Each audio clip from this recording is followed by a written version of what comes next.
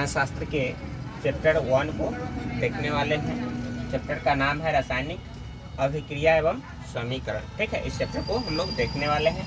इस चैप्टर में इस पॉइंट्स को देखेंगे। ठीक है, संतुलित रासायनिक समीकरण को, ठीक है, संतुलित रासायनिक समीकरण यानी बैलेंस्ड केमिकल इक्वेशन को, ठीक है, इसको देखने वाले हैं। तो संतुलित रासायनिक समीकरण किसे कहते हैं? ठीक है, तो वैसे रासायनिक समीकरण जिसमें समीकरण के दोनों ओर, वैसे रासायनिक समीकरण जिसमें समीकरण के दोनों ओर प्रत्येक तत्व के परमाणुओं की संख्या, प्रत्येक तत्व के परमाणुओं की संख्या क्या होती है? समान होती है। प्रत्येक तत्व के परमाणुओं की संख्या समान होती है। तो ऐसे रासायनिक समीकरण को क्या कहते हैं? संतुलित रासायनिक समीकरण कहते हैं। वैसे रासायनिक समीकरण जिसमें समीकरण के दोनों ओर प्रत्येक तत्व के परमाणुओं की संख्या क्या होती है? समान होती है। तो ऐसे रासायनिक समीकरण को क्या कहते हैं? संतुलित रासायनिक समीकरण कहते हैं। ठीक है, उदाहरण यहाँ दिया गया है H2 + Cl2 एरो 2HCl। ठीक है, तो इसमें देखेंगे समीकरण के LHS साइड में, मान लेफ्ट हैंड साइड में कितना हाइड्रोजन है?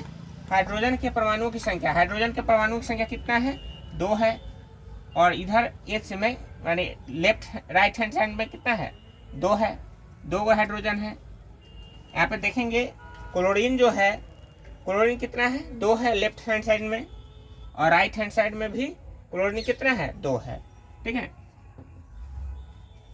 हम लोग देखने वाले हैं चैप्टर 1 को, केमिस्ट्री का चैप्टर 1 रासायनिक अभिक्रिया और समीकरण को। ठीक है, इसमें देखेंगे कि असंतुलित रासायनिक समीकरण किसे कहते हैं?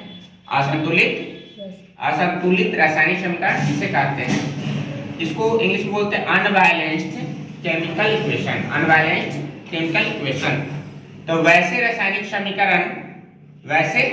समीकरण जिसमें समीकरण के दोनों ओर तत्वों के परमाणुओं की संख्या क्या होती है? संख्याएं समान नहीं होती है। तत्वों की परमाणुओं की संख्या क्या होती है? समान नहीं होती है। तो ऐसे रासायनिक समीकरण को क्या कहते हैं? असंतुलित रासायनिक समीकरण कहते हैं। उदाहरण में देखेंगे यहाँ पे H2 + O2 एरो 2H2O। ठीक है, तो यहाँ पे देखेंगे, यहाँ जो है समीकरण में हाइड्रोजन कितना है? 2 है, ऑक्सीजन 2 है, हाइड्रोजन यहाँ 2 है और ऑक्सीजन 1 है। यहाँ पे देखेंगे हाइड्रोजन के परमाणुओं की संख्या LHS में लेफ्ट हैंड साइड में हाइड्रोजन कितना है? 2 है, यहाँ पे 2 भरेंगे। RHS में हाइड्रोजन कितना है? 2 है, यहाँ पे 2 भरेंगे। अब है ऑक्सीजन के परमाणुओं की संख्या, ऑक्सीजन LHS में कितना है? 2 है, यहाँ पे 2 भरेंगे। RHS में ऑक्सीजन कितना है? 1 है। यानी कि ये जो समीकरण है अनबैलेंस है, असंतुलित रासायनिक समीकरण है। ठीक है,